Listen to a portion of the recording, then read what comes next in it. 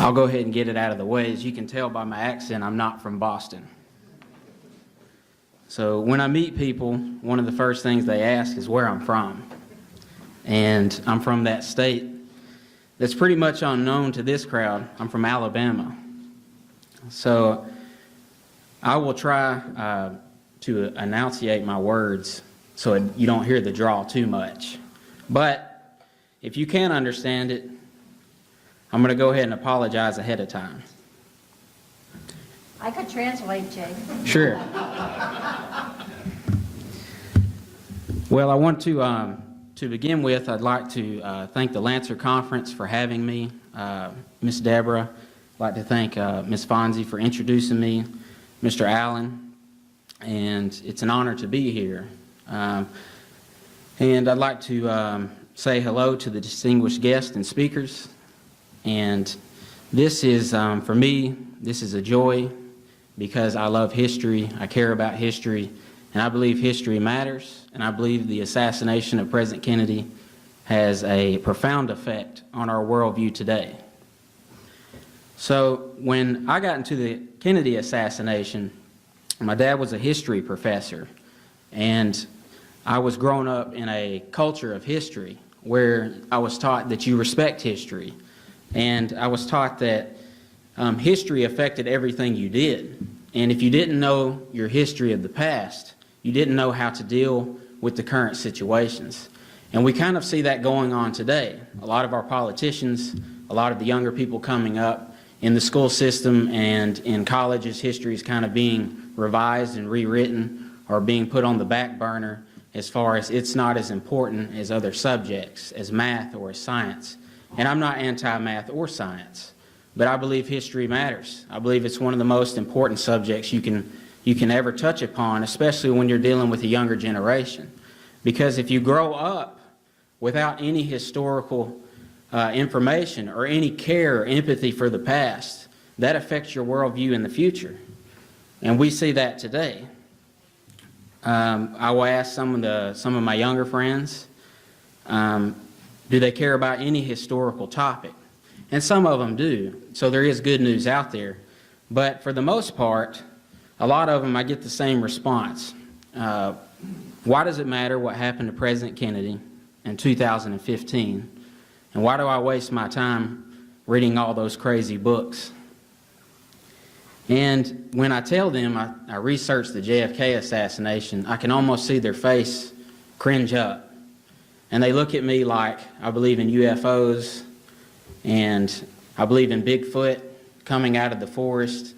And I tell them that there's a lot more impact even in their response to the way I answer their questions than they realize. Because for my generation, there's a cynicism out there and there's an apathy out there that is, it's not healthy on the culture. It's not healthy out there, and it is a concern. So the reason why, after I'd researched this case for around 6 years, which doesn't touch the candle to a lot of researchers, I kind of just sat on the back burner. I really didn't want to do a book because so many people had done a book, and I didn't feel like I could bring anything to the table, so I kind of just wanted to sit back. But when I started seeing that these things really mattered, that they really mattered to younger people, and the way our country was going, a lot of it dating back to the Kennedy assassination and the way the government handled, I felt convicted to step up and to possibly be a voice for my generation and to try to get people involved and to try to point them into the older researchers' work and to understand why it matters. So on the cover of my book, which is the title of it is Before History Dies. What it really is supposed to say, if anyone gets the imagery, is before his story dies. And because the assassination of President Kennedy is about John F. Kennedy. And when we all meet, it's about the legacy of a president that we lost. But when we lost that president, we lost a lot more than just him. We lost the conviction that he carried. And when I see the politicians now get up on the stage, I don't see that same conviction. I don't see the same passion come out of their heart that John F. Kennedy had. And I think a lot of this has to do with the politicians growing up in a culture where you don't trust the government, where you can't trust elected officials, where you know they're just going to lie and nothing's going to matter. And there's almost something fostered deep within us where we've almost given up all hope. My generation must be communicated with through perspective. We're in the postmodern age now. Postmodernism is like jelly on the wall. You can throw it on the wall, but it doesn't really land anywhere. It just drips off. So we're not in the generation anymore of where we can communicate to some of these younger people as far as to tell them what to believe, because they don't respond to that. We have to use perspective. In my book, I gave perspective from both sides. And the reason why I did that is because I believe the truth is strong enough to win out.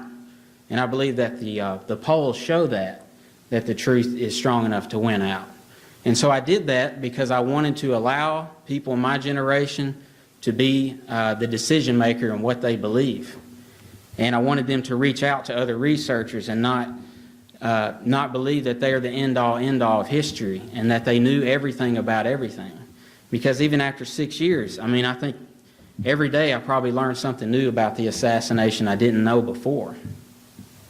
So we have to use perspective, and I'll give you an example.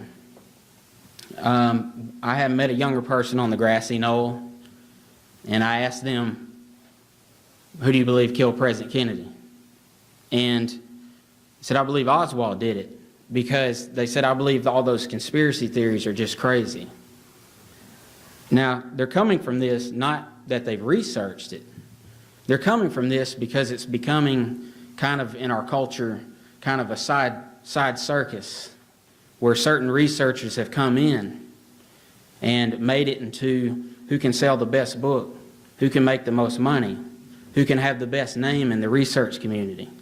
And this has created a culture of narcissism. And this isn't a shot at anybody in this room. But to improve, we have to look at where we're at. And so there was a cynicism to him, and I knew this, because that's where we're at now. And so I asked these people, I say, well, if it was Oswald and he did it alone, why do you think the government spent 50 years hiding stuff and covering things up and lying to the people? If it's that simple, shouldn't they just come to the forefront? And then they, because they don't want to be wrong, because you know young people never want to be wrong, they look at me and go, well, I'm going to get some coffee. But I do this. Maria's pointed out that old people don't want to be wrong either. Okay. Oh, I mumbled, neither do we. It's great to know that it doesn't change. I'm giving you an example of perspective. I've now put the ball into his court. Now he has the burden of proof. Now he has the answer to the question, because I'm not going to answer the question if he hasn't done his research. So when you're facing apathetic people who are cynical, you can't say, well, I believe this, and this is why I believe it. You have to say, hey, have you ever considered the other side? And then leave them with that, where they can't answer it. That's how I choose to approach people. That's how I choose to work with people in my generation. In my job, I'm a drug and alcohol counselor. So I can't afford to tell people and force people into being sober or what to do. I have to lay out a perspective and say, this is the way I live. If you want to follow it, you can. If you don't want to follow it, it's on you. And that's kind of where we're at now as far as how we should talk to this generation. People can disagree with me, but I'm just reporting to you from the field the way that it's going down now. I believe that it can be done. I believe that it's an easy shift to apply it. But I would like to give credit to the past researchers. I think the JFK community has taken a hit in some credibility, especially when you watch major media such as CNN and Fox and some of these places. I want to tip my hat to you, because I completely respect you and honor you, all of you, because the deal is in a democracy. I don't know where we've lost this idea. that you ridicule those in a democracy who demand that their government is honest with the people.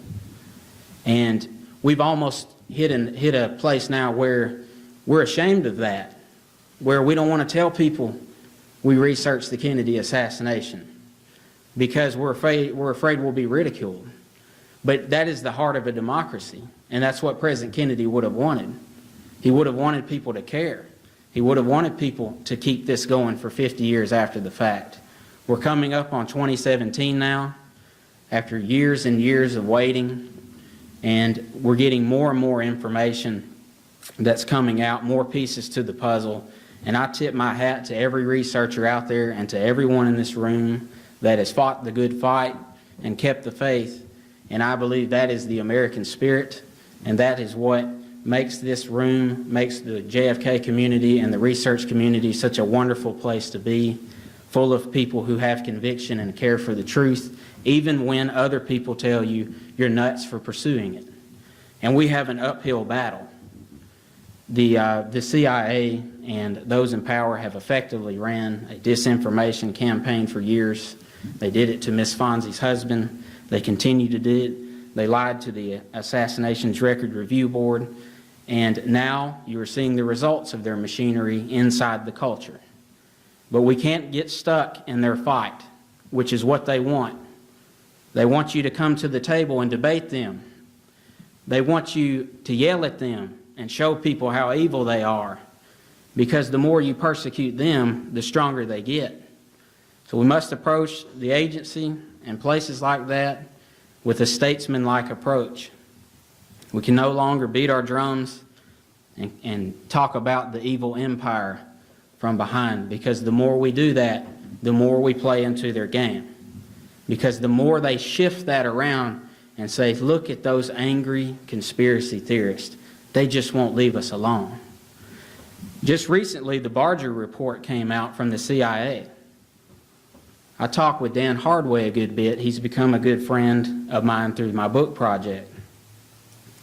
Although he wasn't easy on me at first, because he wanted to see if I was serious about research. So Dan Hardway broke the Barger report down. And inside the Barger report, hidden way down, deep beneath a lot of things that a lot of people highlighted, Mr. Hardway was disappointed that people didn't pick out the most important thing. The most important piece in there was the little section where it said, in relation to the Kennedy assassination, the CIA was worried they would be complicit in conspiracy theories at home due to covert operations they were running at the time of the assassination. What's interesting is these covert operations couldn't have been the CIA mafia plots, since we already knew, and after the House Select Committee and the Church Committee, that these plots were already out. It wasn't new news. So they were covering up a covert operation. I asked Mr. Hardway what he believed this means. We talked about it. These are the covert operations that probably involved Oswald, that they've hidden for years. But the reason to be encouraged about that is after somewhat 30 years and after scheming the House Select Committee and other places and calling all of us crazy, they finally admitted, oh yes, there was a cover-up, by the way, but it was only benign. So we've at least gotten there. Social media has helped tremendously in getting the message out. I manage social media sites too. It's one of my side jobs. The pitfalls are it's like walking on thin ice. You can either sink or swim depending on how you post. But it's important to know how to post. My generation is not attracted to debates. They're not attracted to backbiting, slander, or fights that continue on threads. I know you've all seen it. They go on for 180 comments, where at the end of it they finally say, all right, I got to go to bed, guys. I'll see you tomorrow. So when you're using social media, it's a great tool. I think it's put a lot of pressure on the government. I think the government knows now they're held more accountable than they've ever been, because the instant something happens, everything's up on Twitter, Facebook, YouTube. You can find anything. People talk now. We don't live in the same world we used to live in. This is a good thing. Social media is a great thing for this case, but it also can be a downside. because it's made everyone an expert. Everyone's a researcher. Every time I meet a researcher online, not every time, but 75%, they're about to open up their own Facebook group because they want to be the moderator of that group. When everyone had a group over here that was fine. And I'm like, why are you jumping to create a new group with the same people, with the same topics, the same debates? And this has created a culture where you have certain researchers out there who now are the leading experts for the younger generation. And these people are deceiving people, and I work in character profiling a lot, and I'm going to tell you some of these people are not well. And they want to use the Kennedy assassination and to use history to make money and to boost their egos. And this is what we cannot afford. You have to understand my generation is very skeptical. So when they see things like that, they run off, right? And then they end up on the grassy knoll, and then they say, well, all those conspiracy theories are crazy. And this is what we have to be careful about. And I definitely believe the government is involved in social media. I think there's facts and statistics that prove that. They have robots out there. Robots are people that are set up to respond and counter you and to make you look like a fool. We have to be statesmen now in 2015. We can no longer join in the fight of any in the research community who want to backbite or gossip or to be a part of any of these things, because at the end of the day, we all have the same cause. We all have to keep in mind that this was about John F. Kennedy and not about us, that this was about the truth. And we're almost there. We've almost reached 2017. And now is not the time to be focused on the JFK heretics, if you will. Now is the time to have unity. In social media, you're supposed to create a culture. That's how you sell a business. People don't want to buy something you're selling them. If I tried to sell you my shirt right now, you wouldn't want it.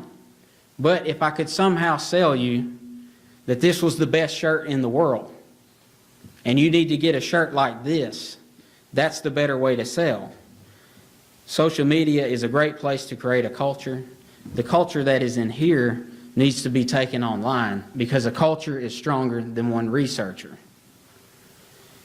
We need to shift into unity and no longer participate in any of the division or any of the things that happen. If we disagree on one or two things, that's okay.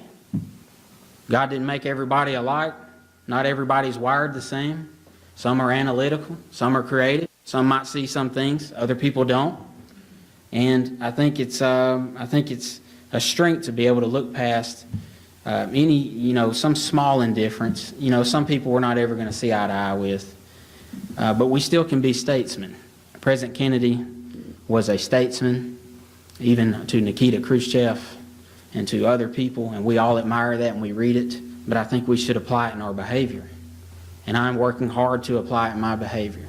And I believe that's why I had so much success in my book, reaching out to people and making friends. Because at the end of the day, I'm not there to debate anymore.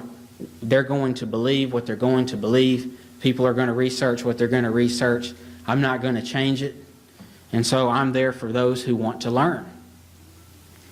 And that's what we should focus on. Are there hungry people out there? Are we apathetic?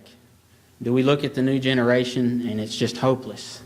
And we think, well, they're not going to learn anyways.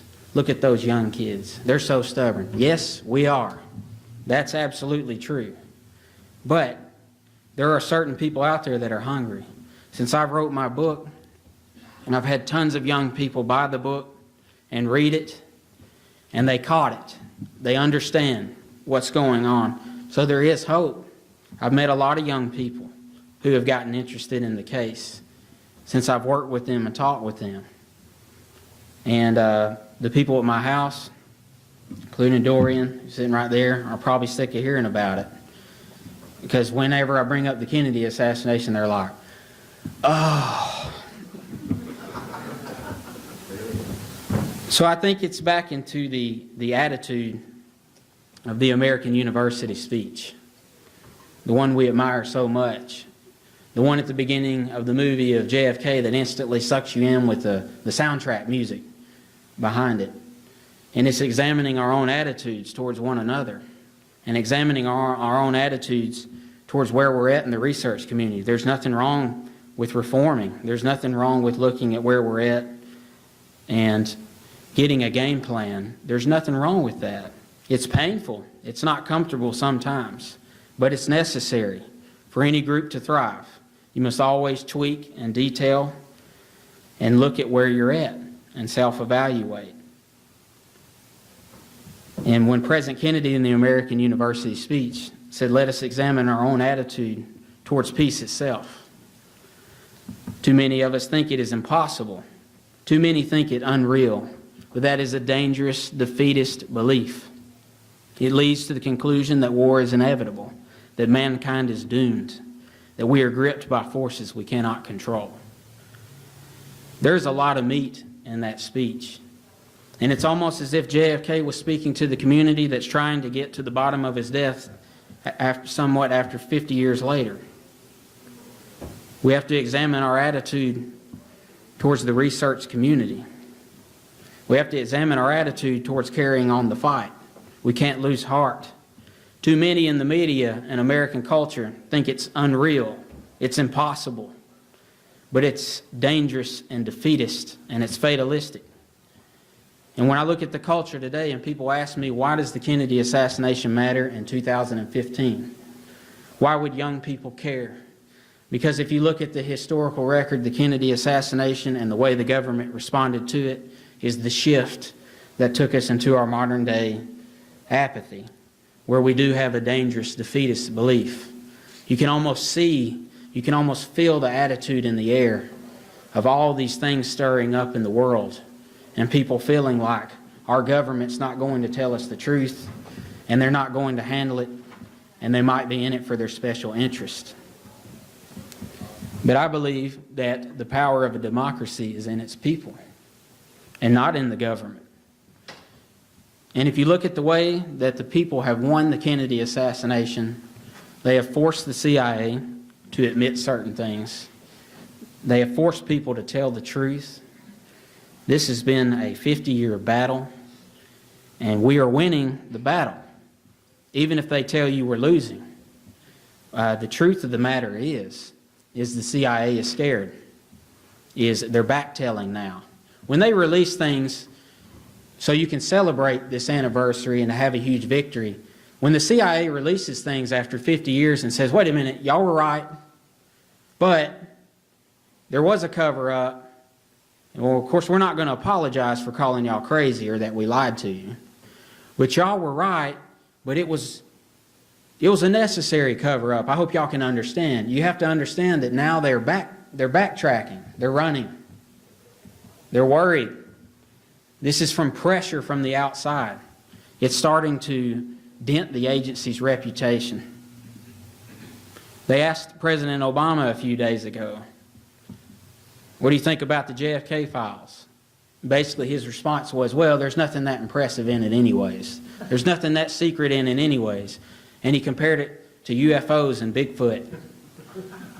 This is not encouraging for the future. We like to think the people we put in office are on our side, and their promises are true, and they're for the people. But how do we take his word at that after we've been lied to? How does he know what's in there? Is President Obama, in all due respect, is he the top JFK assassination researcher in the world? Because I haven't read his book yet. So when we're looking at this, understand for a reporter, a major reporter, to ask the President of the United States in 2015, are we ever going to get those files? You have to understand that these things are making leeway into the press. Reporters now, major reporters, are asking these questions. And so that's the best news you can face. I think when you look at the Kennedy assassination and why does it matter today, The reason why it matters is because it affects our worldview. That's what I said at the beginning of the speech. The worldview. What is a worldview? It's how you view the world. It's your philosophy. It's your mindset. And the worldview that we have today is not a healthy one. It is a defeatist attitude, at least for my generation. I don't know how many times you've ever talked to a young person, and if you ever try to nail them down, they have 2 words, or 3 words actually, that they fight with, and it's "I don't care." Who cares? They're like, "Man, you don't care about history? You know, we're going downhill here." Who cares? Doesn't affect my life. And it's an unhealthy attitude. It's an unhealthy worldview. So I guess the question is, what do we do? What's applicable here? Because I can sit up here and speak all day, and if we don't have a plan, it doesn't do any good. So what we should do, to me, is just understand where we're at. Sometimes it's not about what you do. Sometimes it's about what your perspective is. And perspective is powerful. We do things every day because of our perspective. So I think the perspective is to be encouraged. I'm sure for a lot of you who have done a lot of work for many years, sometimes it can get discouraging. Sometimes you can look at it and go, what are we going to do? What if the CIA holds these files until 2050? Then what's going to happen? If it wasn't for y'all's work, if it wasn't for people like Gaetan Fonzie and Miss Fonzie, people like the Lancer Conference, people like Jefferson Morley, people that have helped me, Gail Nix Jackson, a lot of people along the way, I never would have even cared. So your work does reach the next generation. And when it does, that's something to be encouraged about. But also, we have to be willing to pass it along. There were certain people I talked to in my book who discouraged me from doing it. They didn't want to talk to me. And I'm not the type person to hold a grudge or to get wrapped up in it. That's their right. But one of the things I loved about Miss Fonzie and a lot of other people was the willingness to share. The willingness to share anything. Anything, any research they had come up with. Miss Fonzie gave me the letter that Antonio Viciana had written to her through a mediator, where he admitted that David Atlee Phillips was Maurice Bishop. This letter 30 years ago would have been the biggest deal in the world. But when it trickles out and there's a lot of infighting going on, the point is lost. I was able to publish this letter for the first time in my book, and the reason why is because she was willing to share it. So now a lot of people will see that letter and it'll blow their minds. People were willing to share with me. But also for the younger generation, so you don't think I think this is about y'all, the younger generation has to be teachable, has to be respectable, has to be a statesman. They have to honor and admire their older researchers and be willing to learn from them and be willing to be wrong and not think they know everything. So if you ever have a young guy in front of you and he knows everything, and chances are you will, just ask them. Ask them if they're teachable and let them chew on that. And say, when you answer that question, just come back and I'll tell you the rest of the story. Being teachable is so important. And the older I get, the harder it is to be teachable. I'm about to hit my 30s, and one of my mentors calls my 30s the stupid 30s. Because he says at that point you have everything down. And so I'm fighting hard to stay teachable. But I think when you look at the Kennedy assassination, I think it means so much more than the bullets, than the fragments, than the ballistics, than the wounds, than the players in the background, than the grassy knoll. All of these things have their place and they're necessary. But I think in 2015 it's more about the psychology of the case. Because that's what the CIA is doing. It's a psychology game. They could care less who was on the grassy knoll. What they want to know is, what is the mindset Are people buying what I'm selling to them? So when we look at the psychology of the case, we're in a good and a bad place. We're in a good place because people haven't given up, and there's a strength in unity. We're in a good place because I think a lot of the elder researchers are now beginning to understand we have to pass this information along. We have to educate the new generation to prepare in case the CIA withholds the files. And I think it's a bad thing because I think we might be buying in to the very fight we shouldn't be buying into. So we have to be educated. We have to be aware of the psychology of the case. In 2015, it's no longer about all of the little trinkets and the outer stuff that goes on. That stuff is very important. But what's even more important is the mindset. So when President Kennedy gave his speech at American University, something he also said was, "So let us not be blind to our differences, but let us also direct attention to our common interests and to the means by which those differences can be resolved. If we cannot end now our differences, at least we can help make the world safe for diversity. For in the final analysis, our most basic common link is that we all inhabit this small planet, we all breathe the same air, we all cherish our children's future, and we are all mortal." And I think this applies to us today. I didn't come to the Lancer conference because I wanted you to see what a great researcher I was. I came to the Lancer conference because I wanted to make a dent. I just want to make a dent. I just want one younger person to get interested. If it's just for one, then it's worth it. If you just educate one younger person, then it's worth it. There are Dan Hardways out there. There are Eddie Lopez's out there. There are people that can be educated. It doesn't have to be monumental. In the drug and alcohol field, you don't see a lot of success. You don't see a lot of numbers. I wish I had great stories, but I only have a few compared to the failure rate. But it's worth the few. It's worth saving their life. And that's my perspective. If I could make a dent in one younger person's life, if I could point them to researchers, then that would be worth it. So I want to encourage you, because y'all have made a dent in my life.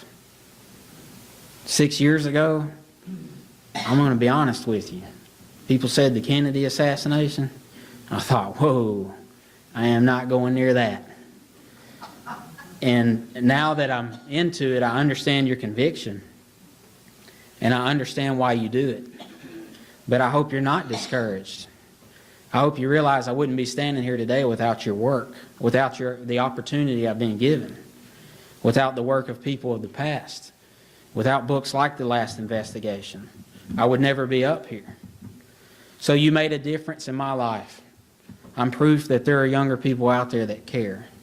I'm proof that there are younger people out there that can carry the torch to the next generation. And it's an important torch because I believe our country, which I love very much, I'm very pro-American. I believe President Kennedy was very pro-American. I believe his heart bled with patriotism that we haven't seen in a long time.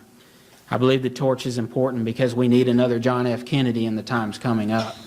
We need another President Kennedy in office to handle things like he handled the Cuban Missile Crisis. The historical record shows we will be tested again.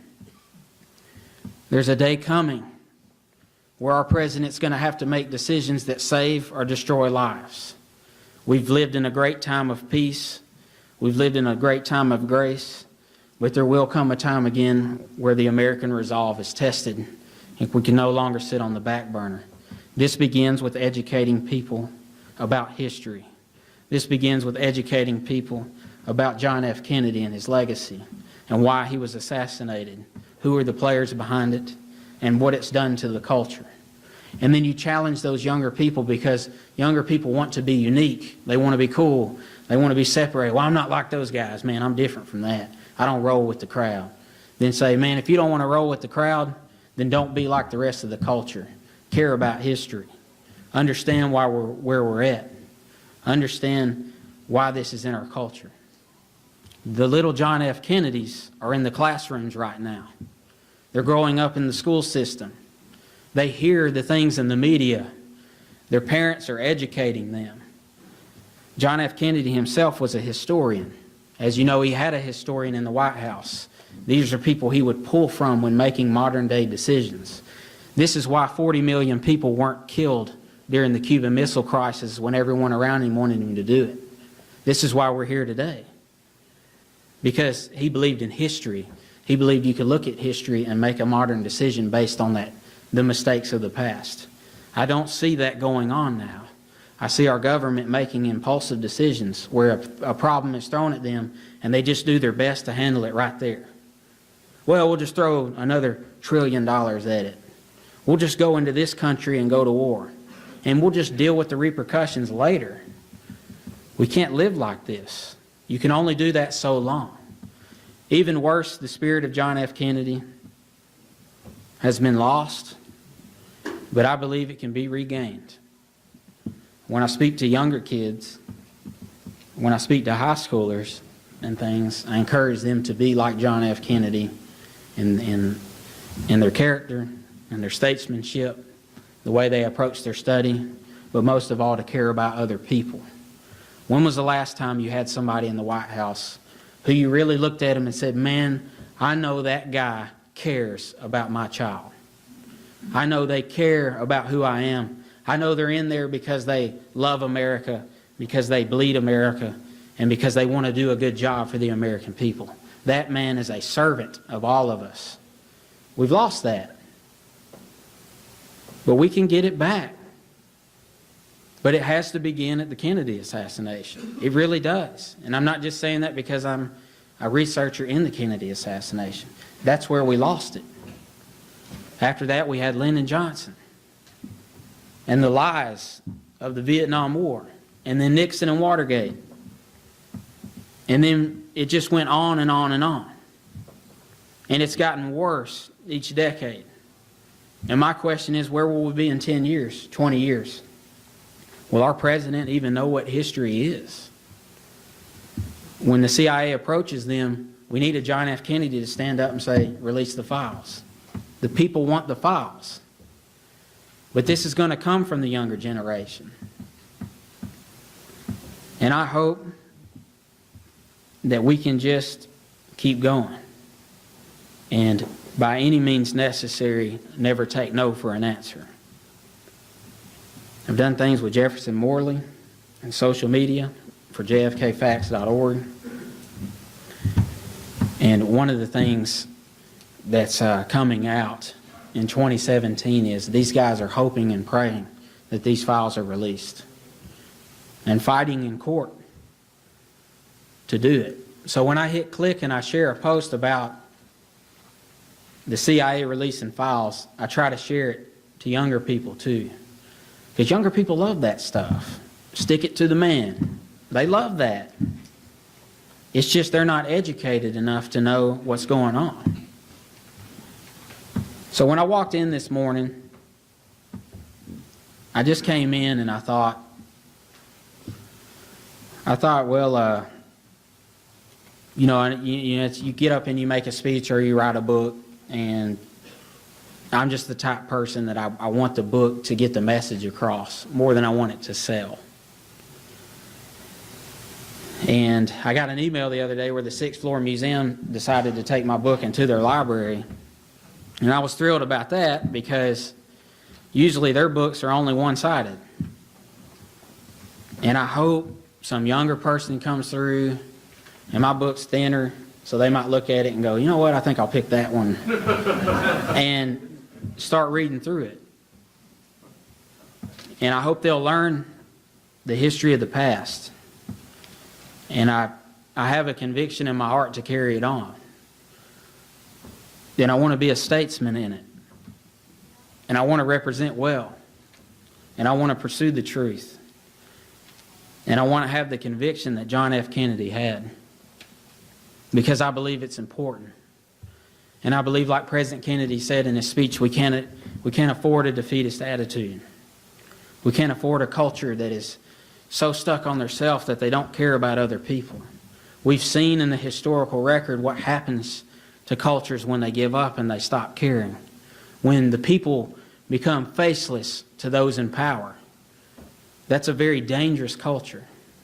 One of the things I admired the most about John F. Kennedy was, although he had flaws, and those are well documented, the thing I admired the most is how he would cry in bed at night when he had to make decisions over the American people, and Jackie Kennedy had to console him because these things were so important to him.